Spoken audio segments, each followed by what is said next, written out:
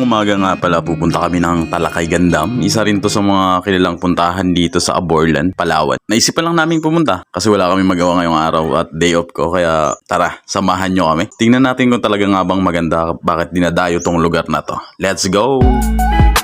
Dumaan nga pala muna kami ng palengke para mamili, char.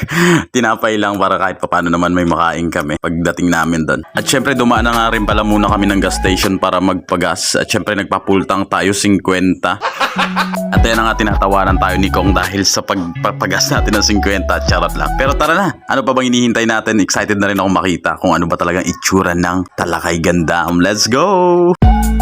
At umpisa pa nga lang ay napalaban na agad kami sa akyatin, buti na lang full tank yung gasolina namin 50. At ayan nga si kuya kung napapansin mo masyado siyang nagmamadali. Pero bahala ka, chill lang kami dito. At yun na nga guys, akyatin. Sobrang hirap talaga si Baldog sa part na to. Pero laban lang, wala naman siyang choice eh. Char. At sa biyahe pa nga lang talaga guys, talagang susulitin mo na or sulit na talaga sa bawat madadaanan mo sa ganda ng paligid kasi sobrang fresh pa ng lugar. Although may mga bahay na rin siya, pero lamang pa rin talaga yung nature. Kaya ang sarap talaga sa pakiramdam.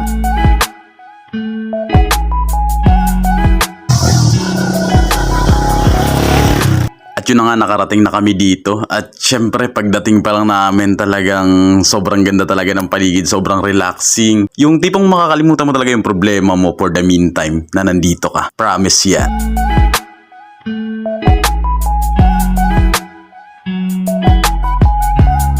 At syempre, ano pa nga bang inihintay natin? Tara na, let's go! Bababa na nga kami dito sa ilog, maghahanap ng pwesto. At syempre, hanap tayo ng magandang spot kung saan tayo makakapag-relax. Kaya tara na, let's go! Kung mapapansin mo, sobrang ganda talaga ng lugar. Ang swabe ng paligid, talagang makakapag-relax ka. Kaya ang masasabi ko lang, all I want in Christmas is you. Ano raw? At syempre, ginalingan ko na rin yung pagkuha ng video. Kumukuha rin ako ng mga angle na ganito. Tapos, slow mo natin ng konti. You know.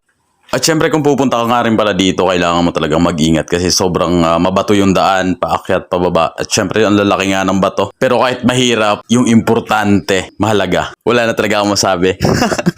At huwag na natin matagalin. Tara, silipin na natin yung kabuuan nito.